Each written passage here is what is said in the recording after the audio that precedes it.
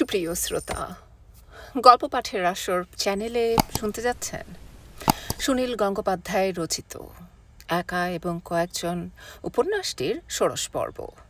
আমি ওয়ারা করিম, সাথে থাকুন।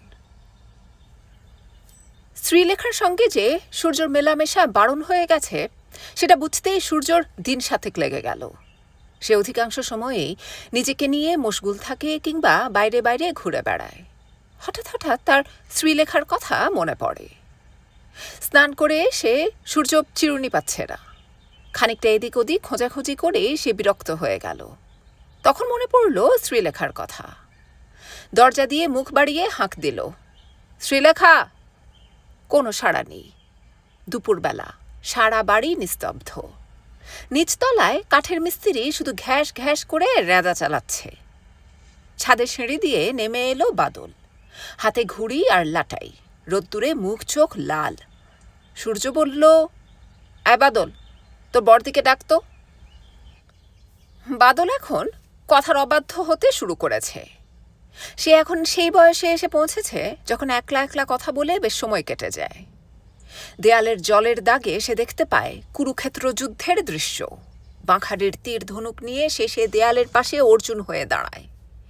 একতলার নোনা ধরা থামটাকে সে হিরণ্যকশিপু মনে করে কোমরের বেল্ট খুলে চাবুক মারে। সিঁড়ির রেলিংয়ে উঠে সরসর করে নামতে নামতে সে পঙ্খিরাজ ঘোড়া চালিয়ে উড়ে যায় মায়াবতী রাজকন্যার দেশে।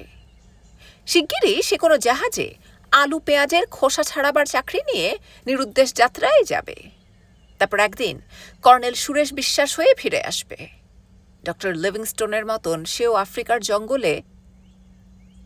সূর্যের কথা শুনে সে হালকাভাবে ছড়িয়ে দিল, বড়দি, তোমায় ডাকছে। তারপর তরতর করে নেমে গেল একতলায়। তার এখন অনেক কাজ। সূর্য একটুক্ষণ দাঁড়িয়ে রইল দরজার সামনে, আবার ডাকল, শ্রীলেখা। এবারও কোনো সাড়া নেই। তার ভুরু কুঁচকে গেল। শ্রীলেখাকে তো ডাকতে হয় না। তার দরকারের সময় শ্রীলেখাকে সবসময় সে কাছে কাছে পেয়েছে। কিছু যে একটা গোলমাল হয়েছে সূর্য তাও বুঝল না। সে আরও বেশি রেগে যেতে লাগল। ঘর ছেড়ে সূর্য এগিয়ে গেল বারান্দা দিয়ে, অন্য প্রান্তে শ্রীলেখাদের ঘরের দিকে। ধুতিটা ভাঁজ করে লুঙ্গির মতন করে পরা, খালি গা, মাথার ভিজে চুলগুলো কপালে এসে পড়েছে। বাড়িতে বয়স্ক পুরুষরা কেউ উপস্থিত নেই। দুপুরের আহারের আগে মেয়েরা এক জায়গায় বসে বিশ্রামভালাপ করছে। বাদলের মা, তার জ্যাঠাইমা, শ্রীলেখা আর শান্তনা। শান্তনা টেনে টেনে আছড়ে দিচ্ছে তার মায়ের চুল। শ্রীলেখার হাতে সেলাইয়ের সরঞ্জাম। কি কথা নিয়ে যেন বেশ হাসাহাসি হচ্ছিল। দরজার কাছে সূর্যকে দেখে সবাই হঠাৎ একসঙ্গে থেমে গেল। সূর্য ডাকল, শ্রীলেখা শোন। শ্রীলেখা কোনো উত্তর না দিয়ে তার মায়ের দিকে তাকালো। শ্রীলেখার মা বললেন, সূর্য, তোমার চান হয়ে গেছে? তুমি আগে খেয়ে নেবে নাকি? সূর্য বলল, একটু পরে। শ্রীলেখার মা তখন শ্রীলেখার শান্তনার দিকে তাকিয়ে বললেন, এই, তোরা চান করতে গেলি না? যা যা, কত বেলা হয়ে গেল। শ্রীলেখার সেলাইয়ের জিনিসপত্র রেখে আস্তে আস্তে উঠে দাঁড়ালো। আলনা থেকে নিয়ে গেল টাটকা শাড়ি, সায়া। সূর্য আবার ডাকল, এই শ্রীলেখা। শ্রীলেখা উত্তর দিল না, ফিরেও তাকালো না। সূর্য তখন ঘরে ঢুকে এলো। ঘরের অন্য কারুর মুখের ভাবভঙ্গি লক্ষ্য করার অবকাশ তার নেই। শ্রীলেখার হাত চেপে ধরে সূর্য নিষ্ঠুরের মতন বলল, তখন থেকে ডাকছি, শুনতে পাচ্ছিস না? শ্রীলেখা অন্যদিকে তাকিয়ে আস্তে আস্তে বলল, কি বলবে বলো না। আমার ঘরে চল। আমি এখন চান করতে যাব। 2 মিনিট পরে গেলে কি হয়? সূর্য প্রায় হিড় করেই টানতে টানতে নিয়ে গেল শ্রীলেখাকে। ঘরের অন্য সবাই প্রায় 1 মিনিট নীরবে বসে রইলেন। 2 মা চোখাচোখি করলেন কয়েকবার। শান্তনা আস্তে আস্তে উঠে গেল। শ্রীলেখার মায়ের মুখে স্পষ্ট একটা বিষাদের রেখা। সূর্যর প্রতি তার মনে বেশ খানিকটা দুর্বলতা ছিল। তার নিজের পুত্র সন্তান নেই। গোড়া থেকে এই অদ্ভুত স্বভাবের বালকটির প্রতি স্নেহের টান ছিল তাঁর। কিন্তু মাতৃস্নেহের স্বাদ সূর্য কখনো পায়নি বলে সে ওসব তোয়াক্কাও করে না। এ বাড়িতে 2 মামিমা যখন তাকে আদর যত্ন করেছে, সে মনে করেছে সবই সামাজিক নিয়ম, স্বাভাবিকভাবেই তার প্রাপ্য। স্নেহ নিম্নগামী, সহজে তাতে ভাটা পড়ে না। সূর্যের দু একটা রূঢ় ব্যবহার সত্ত্বেও শ্রীলেখার মা তাকে স্নেহচ্ছায়া দিতে চেয়েছেন। সূর্য শ্রীলেখাকে জড়িয়ে কানাঘুষো শুরু হবার পর তিনি প্রথম এটাকে প্রবলভাবে অস্বীকার করেছেন। প্রশ্রয়ের সুরে বলেছেন, ওরা তো ছেলে মানুষ, ওরা কি এসব বোঝে? সূর্য শ্রীলেখাকে যখন তখন ডাকে। শ্রীলেখা সূর্যর ঘরেই দিনরাত পড়ে থাকে। এসবেও তিনি কোনো দোষ দেখতে পাননি। পিঠোপিঠি বয়সের ভাই বোন, ওদের মধ্যে যেমন ঝগড়াও বেশি হয়, ভাবও বেশি হয়। কেউ যখন মনে করিয়ে দিয়েছে যে সূর্য শ্রীলেখার আপন পিস্তুত ভাই নয়, এই সম্পর্কের মধ্যে অনেক গোলমাল আছে, তখনও তিনি বলেছেন, আহা, ওরা তো সেসব জানে না, ওরা তো ভাই বোন বলেই জানে। একদিন তার চোখে পড়েছিল সূর্য শ্রীলেখাকে পাঁজা কোলে করে তুলে ধরেছে, শূন্যে ছুঁড়ে দেবার ভয় দেখাচ্ছে, আর শ্রীলেখা পড়ে যাব বলে হাত পা ছুটছে। সূর্য তাকে মাটিতে নাবিয়ে দেবার বদলে আরও কাছে এনে নিজের মুখ ডুবিয়ে দিল শ্রীলেখার বুকে। এই ঘটনা ঘটেছিল একতলা ও দোতলার মাঝখানের সিঁড়িতে। একতলা থেকে উঠতে গিয়েও শ্রীলেখার মা থমকে দাঁড়িয়েছিলেন। দেখিনি ভাব করে চলে গিয়েছিলেন অন্যদিকে। মনকে বুঝিয়েছিলেন, ওরা তো অবোধ, ওরা তো বুঝে সুঝে কিছু করছে না, পাপ মনে করলেই পাপ। ব্যাপারটার মধ্যে গোপনীয়তার বিন্দুমাত্র চেষ্টা ছিল না বলেই তাতে পাপের স্পর্শ লাগেনি। তিনি ভেবেছিলেন চোখে আঙুল দিয়ে ওদের এখন বুঝিয়ে দেওয়াটাই খারাপ হবে। 2 দিন বাদে মেয়েটার বিয়ে হয়ে যাবে, চলে যাবে অন্যের বাড়িতে। মা হয়েও তিনি মেয়েকে কখনো শাসন করেননি, আভাসে ইঙ্গিতে বোঝাবার চেষ্টা করেছেন। শ্রীলেখাকে সবসময় অন্য কাজে ব্যস্ত রাখার চেষ্টা করেছেন। নিজের মেয়ে সম্পর্কে তার ভয় ছিল না, তার ভয় ছিল অন্যের নিন্দার, বিশেষ করে তার ছোট যা অর্থাৎ বাদলের মা, বেশ নীতিবাগীশ মহিলা। এমনিতে শ্রীলেখার মায়ের বেশ ঝগড়া করার অভ্যেস আছে, কিন্তু বাদলের মা এই প্রসঙ্গ তুললে যে তার ঝগড়া করার মুখও থাকবে না। শ্রীলেখার সঙ্গে সূর্যের মেলামেশা বন্ধ হয়ে গিয়েছিল প্রিয়রঞ্জনের হুকুমে। তার চোখে কি পড়েছিল কে জানে, রাত্রির বেলা তার স্ত্রীকে অত্যন্ত কড়া গলায় বলেছিলেন, তোমার মেয়ে দিন দিন ধিঙ্গি হচ্ছে, তুমি দেখতে পাও না? সূর্যের সঙ্গে সব সময় ওর অত কি? হ্যাঁ, বিয়ের যোগ্যী মেয়ে, 5 জন 5 কথা বললে তোমার ভালো লাগবে? ও ছেলেকে আমার মোটেই পছন্দ হয় না, ধারণাটাই অদ্ভুত। সুপ্রভা তখন সূর্যর পক্ষ সমর্থন করেই বলেছিলেন, সূর্যর ব্যবহার তো চমৎকার, কোনোদিন মুখ তুলে কথাটি পর্যন্ত বলে না। ওসব ওর শয়তানি, অজাত কুজাতকে কেউ কখনো বিশ্বাস করে? সুপ্রভা তবু প্রতিবাদ করে বললেন, নিজের মেয়েকে ঘরে আটকে রাখতে চাও, রাখো, তা বলে সূর্যর দোষ দিও না। ও কি জানে, কি বোঝে, মা হারা ছেলে। এক একজন নারীর এরকম বদ্ধমূল বিশ্বাস থাকে যে পুরুষ ছেলেরা কখনো কোনো দোষ করে না, দোষ করলেও তা তাদের স্পর্শ করে না। যারা কষ্ট করে লেখাপড়া শেখে, মাথার ঘাম পায়ে ফেলে টাকা রোজগার করে সংসার চালায়, তাদেরকে এই সব ছোটখাটো দোষ ধরলে হয়? প্রিয়রঞ্জন সাফ হুকুম দিয়ে রাখলেন, খুকিকে যেন কখনো আর ওর সঙ্গে কথা বলতে না দেখি, এই আমি বলে দিলাম। সুপ্রভা বলেছিলেন, এক বাড়িতে থেকে কি আর একেবারে কথা না বলে থাকতে পারে? তুমি বরং তাড়াতাড়ি মেয়ের বিয়ের ব্যবস্থা করো, বয়সও তো 16 হয়ে গেল, আর দেরি করলে লোকে বলবে কি? এরপর কি আর পাত্তর পাওয়া যাবে? সূর্য শ্রীলেখার হাত ধরে টেনে নিয়ে যাবার পর বাদলের মা হিমানি বললেন, দিদি, তুমি বারণ করলে না? সুপ্রভা উত্তর না দিয়ে একটুক্ষণ চুপ করে রইলেন। তারপর দীর্ঘশ্বাস ফেলে বললেন, কি আর বলবো, ও ছেলে কি কারোর কথা শুনবে? তোরা যাই বলিস, ছেলেটার 16 না 17 বছর বয়স হয়েছে বটে, কিন্তু মনে মনে ও একেবারে শিশু। হিমানি ঈষৎ কূটনৈতিকভাবে বললেন, যাই বলো, ওর মতিগতি সুবিধার নয়, আমি তো আমার মেয়ের সঙ্গে বেশি মেলামেশা করতে বারণ করে দিয়েছি। সুপ্রভা বললেন, আমার মেয়ে আর কদিনই বা আছে, পাইকপাড়ার এক পাত্তরপক্ষ মোটামুটি রাজি হয়ে গেছে, শোনা চাইছে 30 ভরি, নগদ 2500-এর কম না। সূর্য শ্রীলেখাকে নিজের ঘরে নিয়ে এসে জিজ্ঞেস করল, আমার চিরুনি কোথায়? শ্রীলেখা হাত ছাড়িয়ে নিয়ে ঝাঁঝালোভাবে উত্তর দিল, আমি তার কি জানি। সূর্য চোখ গরম করে বলল, চিরুনি না থাকলে আমি চুল আঁচড়াবো কি করে? খুঁজে দেখ। শ্রীলেখা একটু খুঁজতেই আলমারির তলা থেকে পেয়ে গেল চিরুনিটা। কোনো কথা না বলে সেটা বাড়িয়ে দিল সূর্যর দিকে।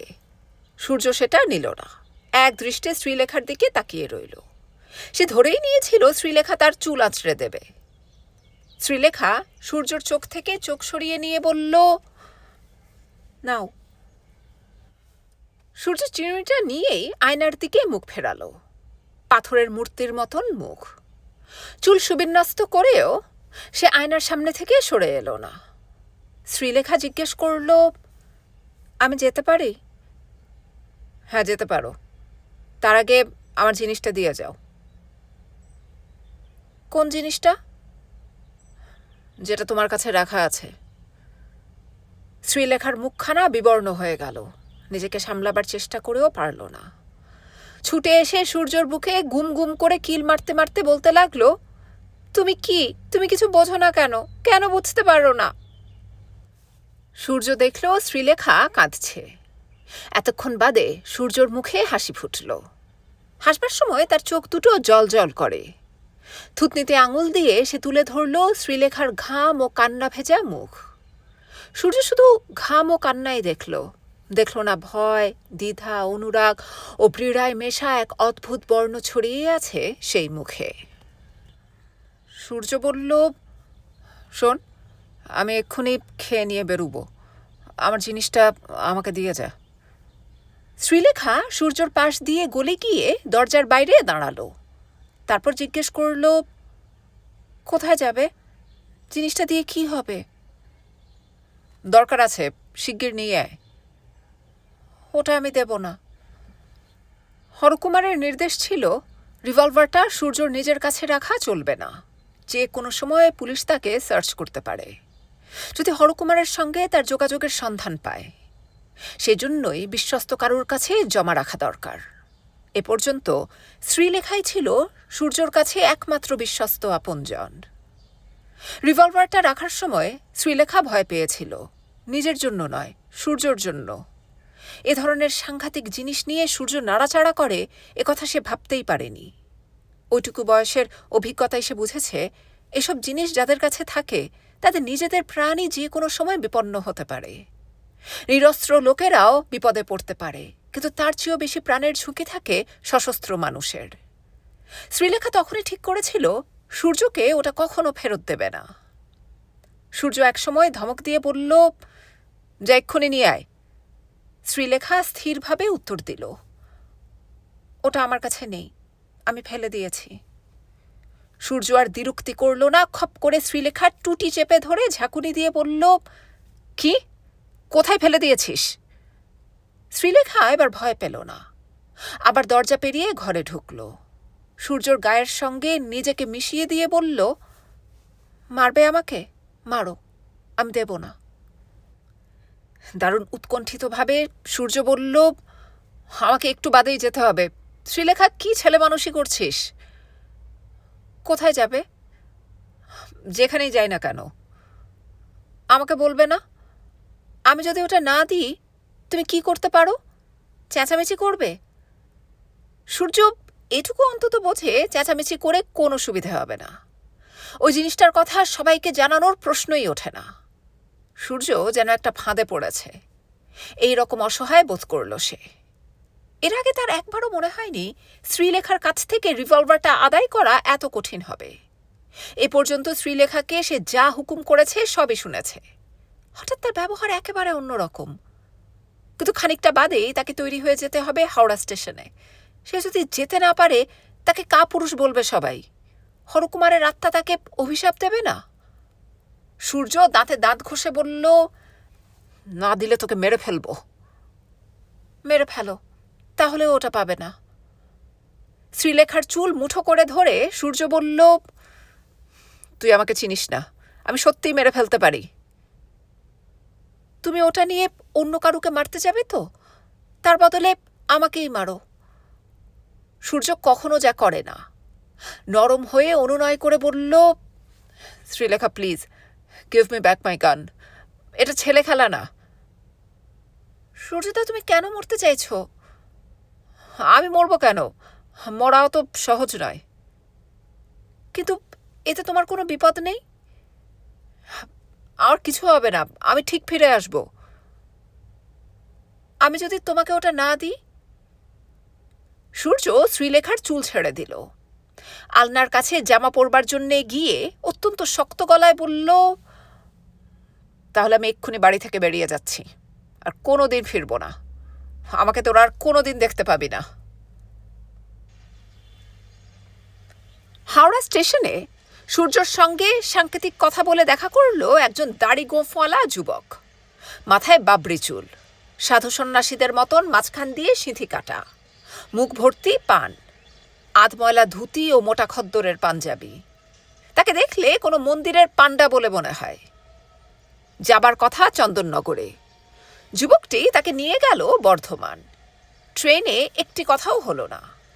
বর্ধমান স্টেশনে নেমে যুবকটি একখানা মস্ত বড় তরমুজের আধখানা কিনে ফেলল। তার এক টুকরো সূর্যকে দিয়ে বলল, খাও না, বেশ সরেস জিনিস, পেট ঠান্ডা হয়। যুবকটি তার দাড়ি ও জামা রসে মাখামাখি করে বেশ তাড়িয়ে তাড়িয়ে খেল তরমুজ। পথে ঘাটে দাঁড়িয়ে কিছু খাওয়ার অভ্যেস সূর্যর নেই। তাছাড়া হাতে রস লেগে যাওয়া তার পছন্দ নয়। আলতোভাবে যতটুকু সম্ভব খেয়ে নিল, যেন এটাও তার কর্তব্যের অঙ্গ। তারপর যুবকটি ফেরিওয়ালার কাছ থেকে 2 খিলি পান কিনে 1 খিলি সূর্যর দিকে এগিয়ে দিয়ে বলল, নাও। সূর্য বলল, আমি পান খাই না। খাও না? তা বেশ। বিনা বাক্য ব্যয়ে সে দ্বিতীয় খিলিটাও মুখে পুরে দিল। তারপর লাইনের ধারে গিয়ে পিক ফেলে এসে বলল, তোমাকে 1 দিন বাইরে থাকতে হবে বাড়ির, পারবে? পারবো। তা বেশ। আমার নাম হলো গে যোগানন্দ আচার্যি। তোমার নামটি কি ভাই? সূর্য বলল, আমার নাম অমর পালিত। তা বেশ। তুমি রান্না করতে জানো? সূর্য একটু থমকে গিয়ে জিজ্ঞেস করল, রান্না? যোগানন্দ এবার পান খাওয়া ঠোঁটে একগাল হেসে বলল, তোমার উপরে ভাই ভার পড়েছে রান্না করার। রান্না না জানলে যে তোমাকে না খেয়ে থাকতে হবে।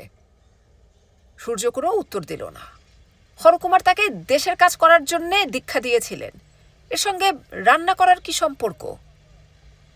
যোগানন্দ জিজ্ঞেস করল, তুমি বর্ধমান টাউনে আগে এসেছো? আসোনি? চলো তাহলে টাউনটা একটু ঘুরে দেখা যাক। ঘণ্টাখানেক ওরা ঘুরল বর্ধমানের রাস্তায়। যোগানন্দ বেশ পেটুক ধরনের। একটু আগে অতখানি তরমুজ খেয়েও তার আশ মেটেনি। রাজবাড়ির গেটের কাছে একটা দোকানে গরম গরম তেলে ভাজা হচ্ছে দেখে সে দাঁড়িয়ে পড়ল। কিনে ফেলল 1 গাদা বেগুনি আলুর চপ। খানিকটা বাদে সে দাঁড়ালো আবার একটা শরবতের দোকানের পাশে।